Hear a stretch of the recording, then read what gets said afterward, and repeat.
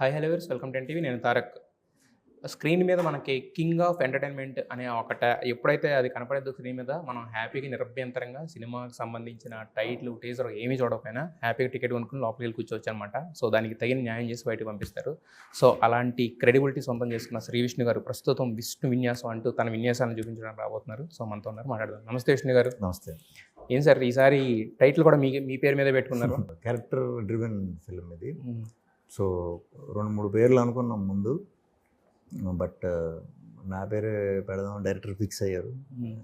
ఏమో మన పేరే డైరెక్ట్ అంటే సరే చూద్దాంలే అనుకున్నాం. బట్ విష్ణు విన్యాసం అని ఎప్పుడైతే ఎక్కువ ఒక కొద్ది రోజులు షూటింగ్ 1 month అలా విన్నామో చాలా బాగుంది, సౌండింగ్ వెరీ పాజిటివ్. సో ఇదే బాగుందని ఇంకా ఇదే పెట్టాము. అంటే విష్ణు విన్యాసం అంటే ఓన్లీ హాస్య విన్యాసమేనా, లేకపోతే ఇంకేమన్నా కొత్త కొత్త విన్యాసాలను చూపించబోతున్నారా? ఫస్ట్ ప్రిఫరెన్స్ అయితే ఆ క్యారెక్టర్ నుంచి వచ్చే ఫన్ అండి. ఒంగోలు తాలూకా లోకల్ మిడిల్ క్లాస్ బాయ్ మాటలు, లెక్చరర్ క్యారెక్టర్. సో అలాంటివన్నీ ఫ్రెష్గా ఉంటాయి. అట్ ద సేమ్ టైం ఒక యూనిక్ పాయింట్ ఉంటుంది. కథ కంప్లీట్ అయ్యే టైంకి మనకి ఒక ఫ్యామిలీ డ్రామాలోనే ఒక కొత్త డ్రామా. ఓకే, ఫ్యామిలీని అయితే టచ్ చేస్తారు. Family first half full youth, second half full family. Family చుట్టూ తిరిగి సో మొత్తం ఎవరిని వదలకుండా 360 degreesలో round of wholesome family entertainer. Sir. అయితే ఈ సినిమాకి సంబంధించిన థీమ్ ప్రకారం చూసుకుంటే కనుక మీరు మీ రియల్ లైఫ్లో ఫాలో అయ్యేది ఏంటి, అవాయిడ్ చేసేది ఎక్కువ? బేసిక్ నేను ఇవి పెద్ద పట్టించుకోను. కాబట్టి జాతకాలు ఈ సినిమా చేస్తున్నాం కదా, సో ఈ సినిమా టైంకి పలానా రోజు మంచి రోజు ఇలాంటివి తప్పితే పర్సనల్గా నాకు తెలీదు. నేను ఏ రోజుగా రోజు మంచి రోజు అన్నట్టు మొదలెడతాను ఎప్పుడు. బట్ పక్కన ఎవరికైనా సెంటిమెంట్ ఉందంటే దాన్ని గౌరవిస్తాను. అంటే మీకు మాత్రం సెంటిమెంట్ ఏం లేవు సెంటిమెంట్స్. అంటే దేవుడు అదంతా ఉంది. ఈ న్యూమరాలజీలని లేకపోతే శుక్రవారం మంచిదని, కొన్ని రోజులు మంచిది కదా అంటూ ఉంటారు కదా, ఈ పెద్ద పట్టించుకోరు. అయితే మరి మీరు పెద్దగా పట్టించుకోరు, సినిమాలో క్యారెక్టర్ చూస్తేనేమో దాని చుట్టే రివాల్వ్ అవుతుంది కదా. సో మరి ఈ సినిమా మీరు చేద్దాం అనుకున్నప్పుడు మీకు బాగా కనెక్ట్ అయిన ఎలిమెంట్ ఏంటండి? ఇది క్యారెక్టరైజేషన్ వరకు అది. మనం దీంట్లో ఏమి జాతకాలు నమ్మండి లేకపోతే నమ్మొద్దు, నమ్మేవాళ్ళు ఎక్కువ అలా అసలు డీల్ చేయలేదన్నమాట. ఒక కాలేజ్లో పనిచేసే ఒక లెక్చరర్ క్యారెక్టర్ ఏంటంటే ఈ నెంబర్లు ఫాలో అయ్యి ఫ్రెండ్షిప్ చేస్తాడు, నెంబర్లు ఫాలో అయ్యి అన్నీ చేస్తుంటాడు అనమాట. సో అంతవరకే దాన్ని వాడాం. ఆ నెంబర్లు ఫాలో అవ్వటం వల్ల ఇబ్బందులు వచ్చినాయి, లేకపోతే ఆ నెంబర్ల వల్లే నీకు ఈ ప్రాబ్లం వచ్చినాయి, అలాంటివి ఏమి ఉండవు. సెటైర్స్ ఉంటాయి దాని మీద? సెటైర్ కూడా ఉండదు. అది మనం ఎందుకంటే చాలామంది 50-50, సగం మంది బిలీవ్ చేస్తారు, సగం మంది చేయరు. సో అది మనం సెన్సిటివ్ పాయింట్ కాబట్టి అది టచ్ చేయకూడదు, కాబట్టి అలా ఏమి ఉండదు. జాతకాలు నమ్మి న్యూమరాలజీ నమ్మే కుర్రాడు, దాని ప్రకారం ఆడు పనులు చేసుకుంటా ముందుకెళ్తూ ఉంటాడు. అలాంటోడికి ఒక కొత్త కథ తగిలింది, ఎదురైంది. ఇప్పుడు ఎలా ఫాలో అవుతూ ఇవన్నీ చూసుకుంటూ ఎలా ముందుకెళ్ళాడు, దానివల్ల అంత పాజిటివ్ అయిందా లేకపోతే ఇబ్బందులు పడ్డాడా, ఈ మధ్యలో వచ్చేవే అన్ని విన్యాసాలు అనమాట. అయితే యాక్చువల్గా మీకు ఒక యూనిక్ డైలాగ్ డెలివరీ అనేది మీరు అంటే నార్మల్గా చెప్పినా కూడా ఒక 10 మంది 10 నిమిషాలు నవ్వుకునేలాగా ఉంటుంది, అది కన్వర్ట్ అవుతుంది అలాగా. సో అంటే మీకు ఒకసారి కథ చెప్పేటప్పుడు కథలో ఉన్న ఇదే అలా ఉంటుందా, లేదంటే కనుక ఫైనల్ డ్రాఫ్ట్కి వెళ్ళే ముందు అంటే మీకు ఒక బాడీ లాంగ్వేజ్ ఉంది కాబట్టి, మీకు ఒక యూనిక్నెస్ ఉంది కాబట్టి దానికి అడాప్ట్ చేసుకుంటారా? కథ బట్టి ఉంటుందండి. అంటే మనం ఒకసారి విన్నప్పుడు ఒక మంచి ఫ్యామిలీ డ్రామా అంటాం, ఇది ముందు మంచి ఫ్యామిలీ డ్రామా ముందు చెప్పినప్పుడు, తర్వాత ఎప్పుడైతే ఎంటర్టైన్మెంట్ ఉంది తక్కువ ఉంది, దానికంటే కూడా ఎక్కువ డ్రామా మీద ఎక్కువ ఫోకస్ చేసాం. ఎప్పుడైతే సామజ రిలీజ్ అయిందో ఓకే ఈ కైండ్ ఆఫ్ ఫన్ కూడా ఏం చేయగలుగుతారని చెప్పి డైరెక్టర్ మళ్ళీ ఇంకొక ఎంటర్టైన్మెంట్ వర్షన్ రాసుకురావటం, అది బాగుంది. స్లోగా అలా మళ్ళీ మేము ట్రావెల్ చేసిన తర్వాత నా బాడీ లాంగ్వేజ్కి ఏదైతే బాగా సూట్ అవుతాయో అలాంటి యాడ్ ఆన్స్ అవుతూనే ఉన్నాయి. బట్ కథని ఏం మార్చలేదు, అదే కథ. బట్ డీల్ చేసే విధానం, ప్రవర్తించే విధానం, మాట్లాడే విధానం, ఇలాంటి చిన్న చిన్న చేంజెస్. అంటే అప్పటి నుంచి ఉందా సరే కథ బిఫోర్ సామాజిక వర్గం? బిఫోర్ సామాజిక. ఓకే. అయితే ఇప్పుడు మధ్యలో మీకు ఈ కింగ్ ఆఫ్ ఎంటర్టైన్మెంట్ అనే ట్యాగ్ ఏదైతే వచ్చిందో దానివల్ల ఏంటంటే శ్రీ విష్ణు గారి సినిమా అంటే హ్యాపీగా వెళ్ళి ఎంజాయ్ చేసి రావచ్చు అనేది ఉంది. సో ఈ ట్యాగ్ వలన అంటే మీరు ఎంచుకునే కథల కోణం కానీ ఏమన్నా మారుతుందా ఎంతవరకు మిగతా వేరే సినిమాలు ఎత్తుకోవడానికి కానీ? లేదండి, అంటే ప్రస్తుతం ఈ ట్యాగ్ పెట్టిన తర్వాత టైం కూడా ఒక 1.5 year 2 years సరిపడా కథలు ఆల్రెడీ రెడీ చేసుకునే పెట్టుకున్నాం. అన్నీ కూడా ఎక్కడ ఎంటర్టైన్మెంట్ మిస్ అవ్వకుండా కొత్త పాయింట్లే. ఫ్యామిలీ కాకుండా చిన్న థ్రిల్లర్ జోన్, అది ఎంటర్టైన్మెంట్. ఫ్యామిలీతో పాటు ఒక నక్సల్ బ్యాక్డ్రాప్లో చెప్పే ఒక లవ్ స్టోరీ, అది ఎంటర్టైన్మెంట్ ఉంటేనే ఒక మంచి డ్రామా, అలా బ్యాలెన్స్ చేసుకుంటా వస్తున్నాయి. యాక్చువల్లీ కథలు అలాగే వస్తున్నాయి. సో బట్ అదే సార్ నేను అనేది, వీటి వలన మీరు ఇంతకుముందు చాలా కొత్త కథలు చెప్పారు. ఇప్పుడు అప్పట్లో ఒకడు ఉండేవాడు కానీ ఇలాంటి కథలు అవి ఏంటంటే రెగ్యులర్గా అందరూ ఒప్పుకునే కాదు, ఓన్లీ ఆ టింజ్ పట్టుకుని నమ్మి చేస్తేనే బయటకు వచ్చే క్లాసిక్స్ లాగా నిలబడతాయి. సో అలాంటివి ఇప్పుడు మళ్ళీ చేయాలన్నా కూడా దానికి ఇదేమన్నా ఇబ్బంది అవుతుంది? అప్పుడు అంటే ఎంటర్టైన్మెంట్ అంటే డ్రామాలో కూడా ఎంటర్టైన్ చేయొచ్చు, హారర్లో ఎంటర్టైన్ చేయొచ్చు, ఎమోషన్లో ఎంటర్టైన్ అంటే వాడిని సినిమా చూడటానికి వచ్చిన రంజింప చేయటం, రక్తి పట్టించడం, అన్ని ఎంటర్టైన్మెంట్ కావాలకి వస్తుంది. కానీ చాలామంది ఎంటర్టైన్మెంట్ అని అంటే కామెడీ అనుకుంటాం, బట్ చాలామంది క్లారిటీ ఉంది దాని మీద. సో అదేం అడ్డరాదు, మనం ఎంటర్టైన్ ఇప్పుడు చెయ్యాలి కంపల్సరీ, ఏ జానర్ తీసుకున్నా అన్నట్టు ఉంది అది. అదే అంటున్నా, మీకు చాలా మందికి మీరు అన్నట్టే 50-50 చేసుకున్నా కూడా 50 మందికి కామెడీ అనేది ఉంది కదా. అవునవును. సో అదే నమ్మి వస్తారు కదా. సో మరి వాళ్ళని ఎంటర్టైన్ చేయడానికి మీరు అన్నట్టు ఒక 2 years సరిపడా కథలు ఉన్నాయి. సో మరి మీరు అనుకున్న ఒక జోన్లోకి రావడానికి అదేమన్నా? లేదు, ఏదైతే ఎంటర్టైన్మెంట్ కామెడీ అనుకుంటున్నారో అదైతే మిస్ అవ్వకుండా దానికి అడిషనల్గా మిగతా యాడ్ ఆన్స్. అయితే మీ మహేష్ బాబు గారిది ఒక డైలాగ్ ఉంటుంది యాక్చువల్గా, ముందు ఎంకరేజ్ చేసినట్టు ఉండాలి, తర్వాత కేలని చెప్పి. ఆ డైలాగ్ ఎందుకు మిమ్మల్ని చూస్తే, మీ సినిమాలు చూస్తే నిజం అనిపిస్తుంది. ట్రేజర్లో మంచి క్యారెక్టర్ ఉంటుంది హీరోయిన్కి, ట్రైలర్లో మంచి స్కోప్ ఉంటుంది, బట్ సినిమాలోకి వచ్చేసరికి మాత్రం శ్రీ విష్ణు గారి మీద తిరుగుతుంటుంది సినిమా అంతా. లేదు, అలా ఉండదండి. తప్పేం లేదు సార్, అంటే నేను అనేది మీ మీద కంపారిటివ్లీ ఇప్పుడు వస్తున్న సినిమాలతో నేను ఇంతకు ముందు చేసిన లాస్ట్ ఫిలిం సింగిల్ అయితే నేమి, ముందు స్వాగ్, అలా ఎప్పుడు కూడా హీరోయిన్ క్యారెక్టర్ కూడా ఎప్పుడు స్ట్రాంగ్గానే ఉంటాయి నా సినిమాలో. ఎస్పెషల్లీ రేర్ అంటే హీరో సెంట్రిక్ రేర్. ఈ సినిమా కూడా చాలా పోటాపోటీగా ఉంటుంది. ఇంకా చెప్పాలంటే 1-2 points ఆఫ్ లెవెల్ అమ్మాయి క్యారెక్టర్ ఇంకా స్ట్రాంగ్ ఇది ఉంటుంది అనమాట. అంటే క్లారిటీ ఉన్న క్యారెక్టర్, మంచి క్యారెక్టరైజేషన్ అమ్మాయి ఈ సినిమాలో కూడా. అయితే మీ కెరీర్ చూసుకుంటే కనుక ఎక్కువగా కొత్త డైరెక్టర్స్ని మీరు ఇంట్రడ్యూస్ చేస్తుంటారు. అంటే వాళ్ళలో ఫస్ట్ సినిమాకి ఎలా అయినా హిట్ కొట్టాలనే కసి ఉంటుందన్నా, లేకపోతే మీకు ఫ్రీడమ్ ఉంటుందన్న వాళ్ళ దగ్గర? లేదండి, అంటే కొత్త డైరెక్టర్తో చేసినప్పుడు చాలా అడ్వాంటేజెస్ ఉంటాయి అండ్ సేమ్ టైం డిసడ్వాంటేజ్ కూడా ఉంటుంది. బట్ నాకు కొత్త డైరెక్టర్తో చేసినప్పుడు ఫస్ట్లో కొంచెం ఆ ఇది ఉండేది, కానీ ఇప్పుడు అలవాటు అయిపోయింది. చాలా మందిని ఇంట్రొడ్యూస్ చేశాం కాబట్టి. ప్లస్ మీరు చేసిన వాళ్ళందరూ కూడా హిట్లే కొడుతున్నారు ఆల్మోస్ట్. అండ్ వాళ్ళు ఫస్ట్ సినిమాని ఎలా అయినా సరే కొంచెం ఒక కసి ఉంటుంది అనమాట. ఎంత లేదన్నా 2-3 నుంచి ఆ కసి ఉంటుంది. కొంచెం కాన్ఫిడెన్స్ పెరగటం, లేకపోతే ఏదైనా ఇంకో కొత్త ఎడిషన్ ఏదో వచ్చి అవకాశం ఉంది, వస్తుందని అంటలేదు నేను. సో కొత్తోడైతే చాలా అని కొత్తగా వచ్చిన వాళ్ళు అయితే ఇంకా 24 hours దాని మీదే ఉంటారు. అది నాకు ఇష్టం. నేను ఒక సినిమా పట్టుకుందంటే 24 hours దాని మీదే ఉంటాను. అంటే at a time multiple projects, very rare. So దాని మీదే ఉంటాం కాబట్టి ఏ టైంలో ఏమనిపించినా వాళ్ళకి నేను అందుబాటులో ఉంటా, నాకు వాళ్ళు అందుబాటులో ఉంటారు. సో ఆ కంఫర్ట్ కొత్త వాళ్ళతోనే నాకు బాగా కుదిరింది. సో అడు ఎలాగన్నా ఈ సినిమా ది బెస్ట్ ఇవ్వాలి అనేదే ఉంటుంది కాబట్టి, ఫోకస్ ఎక్కువ ఉంటుంది కాబట్టి కిక్ వస్తుంది అలా వర్క్ చేస్తే. సో అందుకే ఎక్కువ మోస్ట్లీ నేను కొత్త వాళ్ళతోనే ఎక్కువ చేయడానికి ఇంట్రెస్ట్ చూపిస్తాను. అండ్ కొత్త వాళ్ళలోనే ఛాన్స్లు ఇవ్వాలి ఎవరో ఒకళ్ళు కొత్త వాళ్ళకి. దాంట్లో నేను ఒకటి చాలామంది ఇస్తుంటారు కొత్త వాళ్ళకి, నేను రెగ్యులర్ ఇస్తూ ఉంటాను. అవకాశాలు ఇవ్వాలి. ఎంత నెంబర్ ఆఫ్ కొత్త డైరెక్టర్లు వస్తే అంత మంచి కొత్త కొత్త కథలు వస్తాయి అనేది నా ఉద్దేశం. ఫ్రెష్నెస్ ఉంటుంది ఇండస్ట్రీలో. ఏదో ఫ్రెష్నెస్. అయితే మీరు ఇస్తున్నారు కానీ ఇప్పుడు మీరు అన్నట్టే అడ్వాంటేజెస్ ఇవన్నీ మీరు చెప్పినాయి. ఒక డిసడ్వాంటేజ్ ఏంటంటే ఎక్కడన్నా అంటే చెప్పినట్టు తీస్తారా తీరనేదే మ్యాక్సిమం ఉంటుంది యాక్చువల్గా. ఎందుకంటే మిగతా ఇవన్నీ కూడా అనుకున్న దీంట్లోనే కంప్లీట్ చేస్తారు కాబట్టి. సో మరి దాన్ని ఎక్కడన్నా చూసుకుని చేంజెస్ అవసరమైన చోట చేంజెస్ చేసుకోవడం కానీ లేకపోతే అంటే ఒక డైరెక్టర్ కొత్త అన్నప్పుడు మిగతా టెక్నికల్ టీమ్ అంతా కొంచెం ఎక్స్పీరియన్స్ కాబట్టి అంత పెద్ద ఇబ్బంది వచ్చేది. ఎప్పుడు కూడా ఒక 100 days for example cinema shooting మనం ఇనిషియల్గా ప్లాన్ చేసుకున్నాం అంటే నా ఫిలిమ్స్ 80 days అంటే 80%లోనే వర్క్ అయిపోతుంది.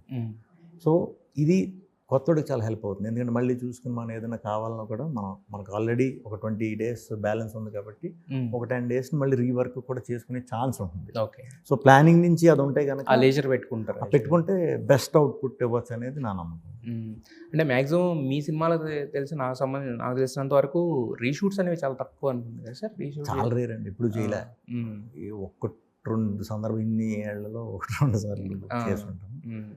ఎందుకంటే షెడ్యూల్ నీట్గా ఫస్ట్ అలవాటు అవ్వడానికి ఒక చిన్న షెడ్యూల్, తర్వాత నుంచి 2 షెడ్యూల్లోనే మ్యాక్స్ 3 షెడ్యూల్లోనే ఫినిష్ చేస్తాను. నేను పెద్ద ఎక్కువ రోజులు చేసేసిన సినిమాలు లేవు, 1-2 తప్ప. మ్యాక్సిమం 60-70 daysలోనే ఫినిష్ చేస్తాను. సో పెద్ద అంత లీజర్గానే సరిపోతుంది మాకు. అది రోజుకి 1-2 సీన్లు చేసుకున్నా సరిపోతుంది. అంత రీషూట్ పెట్టేసి అంత ఇదైతే ఏమి రాలా. మేబీ ప్రీ ప్రొడక్షన్ బాగా చేసుకుంటాం, దానివల్ల అయి ఉండొచ్చు. అయితే ఈ విషయంలో మీకు అనిల్ రావిపూడి గారి చాలా దగ్గర పోలిక అనమాట. అనిల్ రావిపూడి గారు డైరెక్టర్, ఆయన కూడా ఇన్నేళ్లలో ఒక సినిమాకు దేనికి రీషూట్ అంట అంతే. ఓకే. మిగతా అన్నీ కూడా అవునవును. ఆయన పిక్చర్ క్లారిటీ అసలు మామూలు క్లారిటీ కాదు. అప్పుడు గాలి సంపత్ అప్పుడు కొంచెం ఎక్స్పీరియన్స్. ఎప్పుడండి? గాలి సంపత్ సినిమా చాలా ఎంజాయ్ చేస్తాం. ఆయన వరకు చాలా స్పీడ్ ఉంటుంది, చాలా క్లారిటీ ఉంటుంది. అంటే మీరు మీలాగా నవ్వించే హీరో, అలా నవ్వించే డైరెక్టర్ ఒక సినిమా చేస్తే చూడాలని చాలా మంది ఇండస్ట్రీలో ఒక ఇది ఉంది. అయ్యో, ఏమన్నా ఇప్పటికన్నా నెరవేరే అవకాశాలు ఏమైనా ఉన్నాయా? అవుతాయి అనుకుంటున్నాను నేను, ఎందుకంటే ఆయన కూడా అన్నారు. సో డెఫినెట్గా నేనైతే ఎనీ టైం రెడీ. ఆయన చేస్తాం ఏమో ఫ్యూచర్లో చేస్తారులేండి. ఏముంటుంది ఇంకంటే అంటే రేర్ కాంబినేషన్ కదా సార్. అంటే షూర్ షాట్ కాంబినేషన్స్ అంటాం కదా, ఇద్దరు కలిసి చేస్తే కనుక ఖచ్చితంగా షూర్ షాట్ కాంబినేషన్. అయితే క్రికెట్కి మీకు చాలా అవినాభావ సంబంధం ఉంది. క్రికెటర్ అవుదామని మీరు మొదలుపెట్టారు. అప్పట్లో ఒకడు ఉండేవాళ్ళు ఆ క్రికెట్ అనేది ఒక ఎలిమెంట్ కింద ఉంది. లాస్ట్ టైం మీ సింగిల్ రిలీజ్ అయినప్పుడు అసలు IPL అనేది తలకిందులైనా కూడా ఆగినటువంటిది మీ సింగిల్ సినిమా రిలీజ్ అయినప్పుడు కారణాలు ఏమైనా 1 week ఆగింది, పాజ్ అయింది. సో ఏంటిది క్రికెట్తో ఉన్న అనుబంధం ఏంటి? క్రికెటర్ అవ్వలేకపోయిన అసంతృప్తి సినిమాల్లో అంటే దాని ద్వారా ఫుల్ఫిల్ అయిన ఉందా మీకు? టైం అండి. బేసిక్గా చాలా ప్రెషర్లో, చాలా కంగారులో ఉన్నాం ఆ సిచ్యువేషన్లో. రిలీజ్ చేయాలి సినిమా. మే ఎండ్కి వచ్చేసరికి May 9th రిలీజ్, May ఎండ్కి ఫైనల్ 23rd. ఆ టైం పీక్లో ఉంది. స్టార్ట్ అయ్యాక కొంచెం హైలో ఉంటుంది కదా లాస్ట్కి వచ్చేసరికి.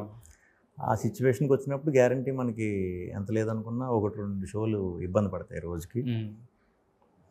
ఏమో అప్పుడు ఆ రోజు దేవుడి దయం వల్ల మొత్తానికి ఆగింది, ఒక 15 days ఆగింది.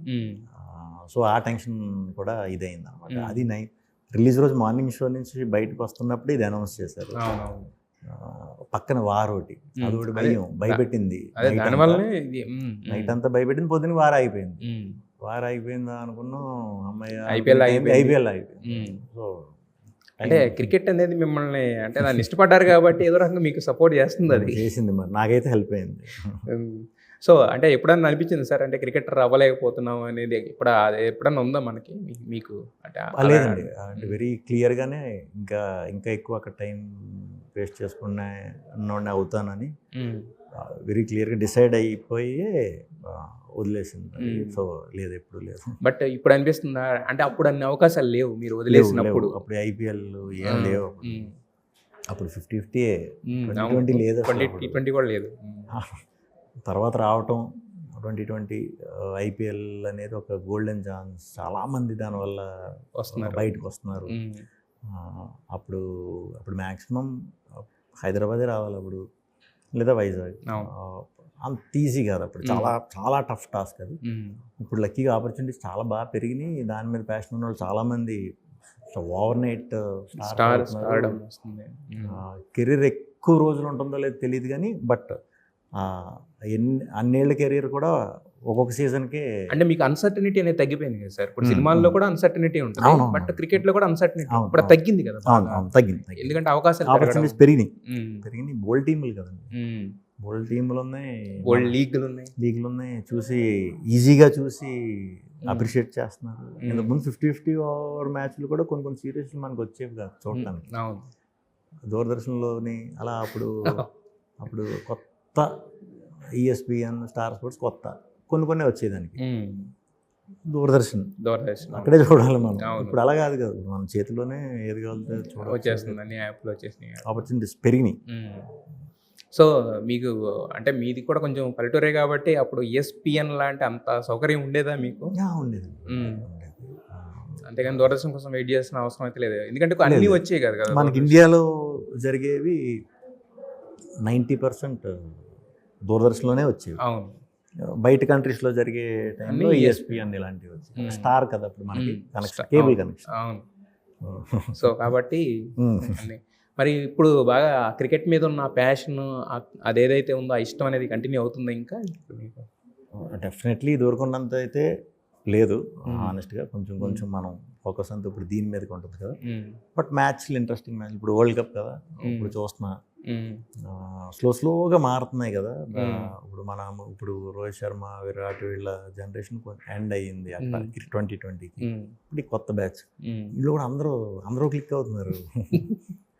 ఇది వరకు ఎంత ఇది ఉండేది, ఇంత కాంపిటీషన్లో అంటే టాప్ ప్లేయర్స్ కూడా ఇప్పుడు బెంచ్ మీద ఉండవలసి వస్తుంది. బట్ బాగుంది రొటేషన్ సిస్టమ్, అది ఇదంతా బాగుంది. బట్ ఒకప్పుడు ఏంటంటే వెయిట్ చేయాల్సి వచ్చేది, 2 నెలలకో 3 నెలలకో సీజన్ వచ్చేది. ఇప్పుడు 2 నెలలు 3 నెలలకు వస్తే గ్రేట్. ఇప్పుడు ఏంటంటే ఒకటే అయిన తర్వాత గ్యాప్లో ఇప్పుడు అంటే ఇప్పుడు నిజంగా క్రికెట్ మీద ప్యాషన్ ఇది ఉన్న బ్యాచ్ అంతా కూడా 365 days ఏదో ఒకటి మ్యాచ్లు అవుతున్నాయి, అవి మనకు వస్తున్నాయి, అన్నీ కూడా చాలా బాగుంటున్నాయి. అవునవును. అంటే తగ్గించడం వల్ల 2020కి చేయటం వల్ల ఇదివరకు ఫుల్ డే ఒక మ్యాచ్కి పోయేది, ఇప్పుడు అలా కాదు కదా. ఈవినింగ్ నీట్గా కూర్చున్నామంటే 7 కల్లా 10 వరకు 10:30 వరకు మ్యాచ్ అయిపోతుంది, ఫాస్ట్ కూడా అయిపోయింది. మరి మీరు CCLలో ఎలాంటి వాటిలో పార్టిసిపేట్ చేయరా? చేయలేదండి, అంటే నాకు అయిపోయింది ఆడి లెఫ్టీ నేను. ఇది ప్రాబ్లం, నాకు హ్యాండ్ గ్యాంగ్లియన్ వచ్చింది.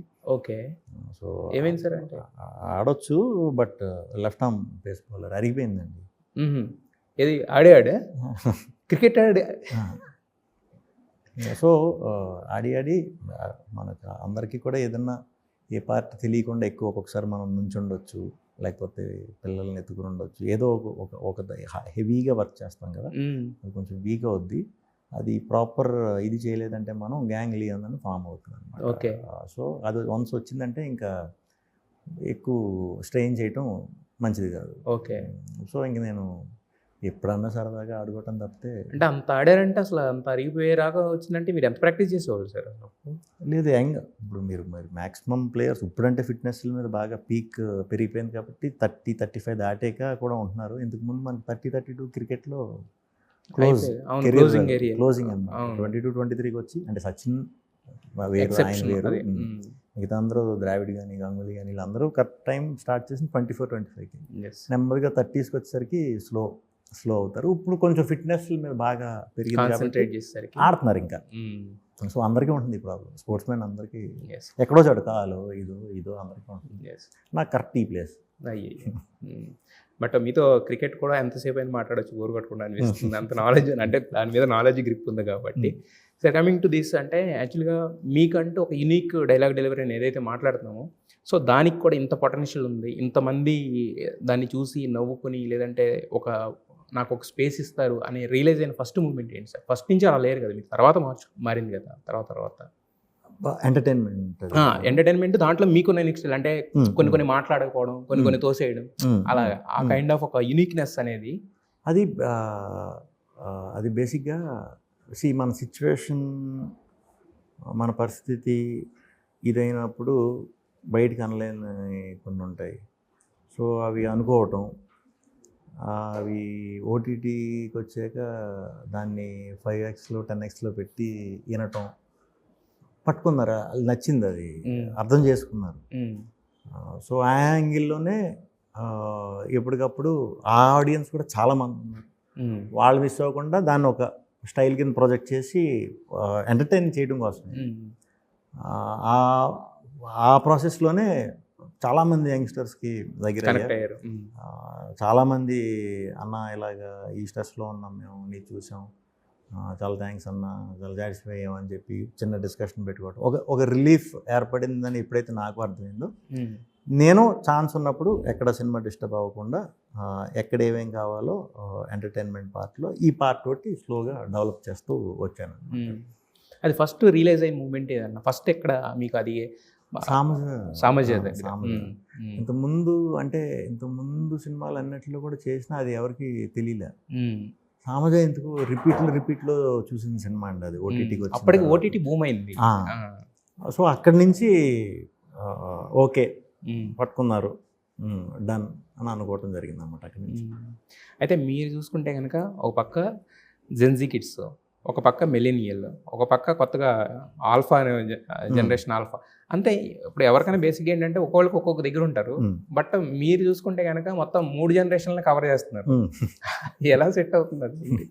ఎంచుకునే జానర్ ఏదైతే ఉంటుందో, ఇప్పుడు నేను లవ్ స్టోరీ ఎంచుకున్నానంటే, ఇప్పుడు లవ్ స్టోరీలో నేను ఇప్పుడు నా జనరేషన్కో లేకపోతే వీళ్ళ టైంలో జరిగిన మూమెంట్స్ అవి పెట్టి తీసానంటే వీళ్ళకి బోర్. నెక్స్ట్ వచ్చిన జనరేషన్ ఏంటి ఇలా చెప్పుకోవచ్చు లవ్ స్టోరీ అన్నట్టు ఉంటుంది. సో వాళ్ళని కూడా ఇది చేయాలి. కాబట్టి నా వరకు నేను నా ఏజ్ గ్రూప్, నా జనరేషన్, నాకు తెలిసింది నేను పెట్టుకున్నా. హీరోయిన్ క్యారెక్టర్కో లేకపోతే ఇంకో క్యారెక్టర్కో యంగ్ బ్యాచ్ సాటిస్ఫై అవే క్యారెక్టరైజేషన్ పెట్టడం వల్ల ఆ బ్యాలెన్స్ కుదురుతుంది. అంతే, అందుకంటే పెద్ద. సో ఆ బ్యాలెన్స్ అనేది బేసిక్గా ఏంటంటే అదే అన్న, ముగ్గురికి కనెక్ట్ అవ్వడం అనేది, ఆ బ్యాలెన్స్ని పట్టుకోవడం అనేది కూడా అది కొంచెం టఫ్ టాస్కే. దాన్ని మీరు సక్సెస్ఫుల్గా డీకోడ్ చేశారు, మొత్తానికి దొరికింది, కుదిరింది. అయితే జనరల్గా మీ గురించి చెప్పినప్పుడు ఏంటంటే సింగిల్ టేక్ ఆర్టిస్ట్ అంటారు యాక్చువల్గా. ఇప్పుడు చిరంజీవి గారు ఒక స్టెప్ వేసి వెళ్ళిపోతుంది, ఎలాగోగా అయిపోద్దో, శ్రీవిష్ణు ఒక డైలాగ్ చెప్పేసి వెళ్ళిపోతా అని చెప్పేసి బయట టాక్ ఉండే. సో మీకు ఈ సినిమాకి సంబంధించి అన్ని సింగిల్ టేక్లేనా ఏమన్నా, అంటే ఎక్కువ కష్టపడి చేయాల్సి వచ్చిన సీన్స్ ఏమన్నా పండియా? అంటే ఎంటర్టైన్మెంట్ మనం ఎన్ని తక్కువ టేకులు చేస్తే అంత న్యాచురల్గా ఉంటుంది. మరీ దాటేమంటే 4-5 దాటేమంటే అది ఒక స్టేజ్ మనకే ఆ జోక్. ఇప్పుడు ఫ్రెష్గా మీతో ఒక డైలాగ్ పడిందంటే వెంటనే నవ్వుతారు. నేను 4 సార్లు రిపీట్ చేస్తే మీది ఆర్టిఫిషియల్ అయిపోద్ది, నాది ఆర్టిఫిషియల్ అవుతుంది, మీది అవుతుంది. సో అందుకే మన ఎంటర్టైన్మెంట్ కానీ కామెడీ కానీ మనం ఎప్పుడు చేసినా ఆపోజిట్ యాక్టర్ బట్టి కూడా ఫ్రీనెస్ వస్తుంది అన్నమాట. సో మ్యాక్సిమం మనం తెలుగు వచ్చిన వాళ్ళతో చేసినప్పుడు ఒక్కో టేక్లోనే క్లోజ్ చేస్తాం. ఓకే, ఎప్పుడన్నా లాంగ్వేజ్ వేరే అడ్డు వచ్చినప్పుడు కొంచెం ఎక్స్ప్లెనేషన్కి అది ఇది చూసుకుని వాళ్ళతో సింక్ అయ్యి ఆ సింక్కి ఒక రియాక్షన్ ఇచ్చి, అలాంటప్పుడు రియాక్షన్ కామెడీ బెటర్. మనం చెప్పే డైలాగ్తో కామెడీ కంటే కూడా నెంబర్ ఆఫ్ టైమ్స్ రిపీట్ చేస్తామంటే రియాక్షన్ కామెడీ మీద వెళ్ళటం బెస్ట్ అన్నమాట. నా ఇదంతా. బట్ ఇప్పుడు అంటే మీరు చేస్తున్న హీరోయిన్స్ చూస్తే ఎక్కువగా వేరే లాంగ్వేజెస్ హీరోయిన్స్ ఉంటారు కదా. అవును, ఈ అమ్మాయి తెలుగు అంతా వచ్చు. బట్ అదే ముందు చేసినప్పుడు ఇవానా తమిళ అమ్మాయి, బట్ చాలా ఫాస్ట్ పెట్టేది. కేతిక హిందీ. సో నేను మాట్లాడేది ఇది వాళ్ళకి అర్థం అవ్వక చూసే ఇది ఉంది కదా, దాన్ని ఎక్కువ క్యాప్చర్ చేసాం. అదే కామెడీగా పేలేదు, అది కామెడీగా వర్కౌట్ అయింది. సో అంతే. ఇంకా అంటే వాళ్ళు మనకు కావాల్సింది రానప్పుడు వచ్చింది తీసుకుని దాని కామెడీ అలా అని కాదు, మన టైం వేస్ట్ అవ్వకుండా ఆ టైంకి మనం అదే సార్ ఎలా మేనేజ్ చేసి చెప్పిన విధానం తేడా ఉండొచ్చు, బట్ కంటెంట్ అయితే అదే కదా. అదే. సో అయితే ఇప్పుడు కొన్ని ఉంటాయి. ఇప్పుడు ఈ సినిమా టేజర్లో చూసుకున్నట్టయితే కరోనా కొడుకులు అని చెప్పి ఒక డైలాగ్ చెప్పారు. తర్వాత అదే అంటున్నారు, అంటే దాన్ని ఎవరెలా చూస్తారనేది. బట్ సినిమాలో చూసినప్పుడు ఏంటంటే మనకి ఏది కూడా ఆ ఫ్లోలో వెళ్ళిపోతుంటుంది, మనం పట్టి చూసి ఇది తప్పు అని చెప్పేంత ఉండదు. బట్ ఇలాంటివి మీకు స్క్రిప్ట్లోనే పడతాయా, లేదంటే మీకు ఫ్లోలో ఆన్ ద వేలో స్క్రిప్ట్లోనే పెడతారా ఇలాంటివి? కూడా 100% స్క్రిప్ట్. అనుకోకుండా అక్కడ ఎందుకో ఆ మూమెంట్ నుంచి రావాలి, వచ్చినప్పుడు ఏదో ఒకటి చెప్పాలి, చెప్తేనే ఎందుకు వచ్చాము, లేకపోతే మళ్ళీ వన్ మోర్ ఆ టైంలో చెప్పింది. అది మాత్రం స్పాట్ ఇంప్రొవైజేషన్ స్పాట్ వచ్చింది. ఇది స్క్రిప్ట్లో ఉన్నది. నాకు చాలా బాగా నచ్చింది అది. అంటే వెరీ పాజిటివ్గానే చూసుకున్నాను. అంటే ఎందుకంటే ఆ సిచ్యువేషన్లో ఎలాంటి సిచ్యువేషన్లో ఉన్నాడో ఎవరికి తెలియదు అంతే. సో వాడు గర్ల్ ఫ్రెండ్ కొట్టుకున్నప్పుడు నేనే దొరికానా నీకు అన్నప్పుడు, ఎందుకు దొరికానంటే నువ్వు హీరో మెటీరియల్ అని నువ్వు ఎగురుతంతా అన్నాడు అనమాట. అంతే. మీకు ఇది గొప్ప సవాల్ అయిపోయింది సార్. ఎవరి మీద కోపం వచ్చినా మీరు ఏం కోపడక్కర్లేదు, నవ్వుతా ఏదో ఒకటి అనేసిన వాళ్ళు లోపల కుళ్ళి చేస్తారు. ఏమన్నారు, ఏం తిట్టారు అని తెలియదు. ఇది రియల్ లైఫ్లో బాగా ఉపయోగపడుతుంది. వాడతారు ఎప్పుడన్నా ఇది? వాడండి. కాకపోతే ఇప్పుడు చూసినా నేను ఎలా అంటున్నానంటే ఏదో అనుకుంటారు. సో ఒక్కోసారి పాజిటివ్నెస్ ఉంటుంది, ఒక్కోసారి రెండు ఉంటాయి. అయితే ఇన్నేళ్ళ ఈ కెరీర్లో సార్ మిస్టేక్స్ అనేవి ప్రతి వాళ్ళు చేస్తుంటారు, ఫెయిల్యూర్స్ అనేవాళ్ళు ప్రతి వాళ్ళకి వస్తుంటాయి. బట్ కొన్ని మిస్టేక్స్, కొన్ని ఫెయిల్యూర్స్ మనం ప్రౌడ్గా ఫీల్ అవుతాం. అది ఫెయిల్ అయినా అది మిస్టేక్ అయినా కూడా. అలాంటి మీ లైఫ్లో జరిగిన ఇన్సిడెంట్లు అంటే మిస్టేక్స్ అయితే నాకు తెలిసి మిస్టేక్ చేయలే ఎప్పుడు కూడా. ఫెయిల్యూర్ అంటే ఫెయిల్యూర్ వచ్చిన వెంటనే ఇమ్మీడియట్గా దాని గురించి ఆలోచించేయటం కంట కొంచెం టైం తీసుకుంటే ఆ ఫెయిల్యూర్కి కారణం ఏంటో తెలుసుకొని అది రిపీట్ చేయకుండా ఉంటే ఇమీడియట్ మనం కాల్ తీసుకున్నా నేర్చుకోలేం. ఆ ఫెయిల్యూర్ ఇవాళ వచ్చింది, ఒక 10-15 డేస్ తర్వాత దాని గురించి ఆలోచిస్తే ఏదన్నా సక్సెస్ వచ్చినా ఫెయిల్యూర్ వచ్చినా 10-15 డేస్ తర్వాత నిజం నేను నమ్మేది. అప్పుడు తీసుకొని ఎందుకు ఇదయ్యింది, మళ్ళీ ఈ మిస్టేక్ మనం నెక్స్ట్ దాంట్లో చేయకూడదు. అంతే నేర్చుకునేది మనం అదే. అంతేనండి. నాకు చాలా ఫెయిల్యూర్స్ నుంచి నేర్చుకున్నదే యాక్చువల్లీ చెప్పాలంటే. ఫెయిల్ అయ్యే కొద్దే నేర్చుకున్నా. దాన్ని ఫెయిల్యూర్ కింద అనుకోలేదు. బట్ దాని నుంచి కూడా మీరు చాలామంది పెద్దోళ్ళు చెప్పింది ఇదే అన్నీ, వాటి నుంచి ఆలోచించి ఇలా ఎందుకు ఇంత సింపుల్గా చెప్తారేంటి అన్నట్టు అనుకునేవాడు. బట్ వన్స్ అది మనం చాలా కొంచెం ఫోకస్గా ఆలోచిస్తే మనకు అర్థమైపోతుంది. మనకి ఫెయిల్యూర్ హ్యాండిల్ చేయటం చెప్పాలంటే చాలా ఈజీ. సక్సెస్ని హ్యాండిల్ చేయలేం. ఎందుకంటే ప్రెషర్ పెంచుద్దా? అదంతే. ఆ హై వేరు, దాన్ని బ్యాలెన్స్ చేసుకుంటే మనకి. బట్ మీరు కంటిన్యూగా సక్సెస్ఫుల్గా కొడుతున్నారు కదా సార్, మరి ఎలా ప్రెషర్ అని పెరుగుతుంది? నేను తీసుకోనండి. అదే అంటున్నాను కదా, ఇప్పుడు సక్సెస్ వచ్చినా ఫెయిల్యూర్ వచ్చినా అది నాది అనుకోను. కంప్లీట్ టీమ్ కింద వర్క్ చేసాం, అలా అయ్యింది. ఎంత మంచి జరిగినా ఏదైనా ఇదైనా సినిమా తాలూకు ఒక 10-15 డేస్ రిలీజ్ అయిన తర్వాత ఆలోచించి దాని మీద క్లారిటీ తెచ్చుకుంటే బెటర్ అన్నమాట. సో వాటి నుంచి నేను చాలాసార్లు కరెక్ట్ చేసుకున్నాను. అంటే ఇప్పుడు స్వాగ్ లాంటి సినిమాలు తీసుకుంటే కనుక మీరు ఎంతో కష్టపడి చేశారు. 4 క్యారెక్టర్లో అంటే ఎక్కడ కూడా మీకు ఓటీటీకి వచ్చిన తర్వాత ఒక సెన్సేషన్ అయింది అది యాక్చువల్లీ. బిఫోర్ దట్ ఎంత ఉన్న పక్కన పెడితే, సో అంత ఎఫర్ట్ పెట్టి చేసినప్పుడు అది కాన్షియస్గా మనం అనుకోం ఖచ్చితంగా హిట్ అవుతుంది అన్న, అంత కాంప్లికేటెడ్గా చూస్తారు జనాలు అని అనుకోం కదా. సో అలాంటి సిచ్యువేషన్స్లో ఎలా ఏమనిపిస్తుంది? బేసిక్గా 5 క్యారెక్టర్స్ ఉంటుంది. 5 క్యారెక్టర్స్. అది ఒక 10 సినిమాలకి రావాల్సిన పేరు నాకు వచ్చింది. అక్కడ సాటిస్ఫై అయిపోయా. నెంబర్లు కొంచెం అనుకున్న దానికంటే డిసప్పాయింట్ అయినమాట నిజమే. నెంబర్లు మాకు గుర్తుంటాయి కానీ బయటకు అది గుర్తుండదు. బట్ అలాంటి సినిమాలు చేసినప్పుడు నెంబర్స్ కంటే కూడా పేరు గురించి దీని గురించి ఆలోచించాలి. అలా ఆలోచించే చేయాలి అలాంటివి. ఎందుకంటే అన్నీ నెంబర్లతో కంపేర్ చేస్తే అది కిక్ ఉండదు, ఎంజాయ్ చేయలేము. వర్క్ చేసి మేము అందరం satisfied. Every actor, director, producer ఇంకా ఎక్కువ రావాల్సింది, అది మిస్ అయ్యాం మేము. ఎందుకంటే రాజరాజు కూడా మేము అక్కడే చేసాం. అది అసలు వాళ్ళు ఎవరు ఊహించలేదు అంత సెన్సేషన్ అవుతుంది. అంత మంచి కోవిడ్ తర్వాత మేము 50% రేట్లలో అంత కొట్టాం. తర్వాత స్వాగ్ కూడా నెంబర్లు వేసి చాలా గట్టిగా చేస్తున్నాం అనుకున్నాం. బట్ చిన్న కథలో ఏం ప్రాబ్లం ఉందో కూడా మాకు తెలిసింది తర్వాత. అది కూడా ఈసారి చేసినప్పుడు అలాంటి చేయకుండా చేయాలి. సార్ మొత్తానికి ఒకే రోజు వచ్చి ఎక్కడ ఇబ్బంది పడతారు అనుకున్నాం కానీ, బట్ గ్రహాలు అవన్నీ మీరు నమ్మినా నమ్మకపోయినా అవన్నీ మీకు పైనుంచి బ్లెస్సింగ్ అనేది గట్టిగా ఉంది, అందుకనే ఆ గ్యాప్ వచ్చింది. సో విష్ణు విన్యాసంతో మళ్ళీ ఇంకొక బ్లాక్ బస్టర్ హిట్ ఉంది అని చెప్పి, పైగా మీ పేరు మీద వస్తుంది, మీకు గుర్తుండిపోయే సినిమాలు మనస్ఫూర్తి కోరుకుంటున్నాను. Wish all the best Vishnu గారు.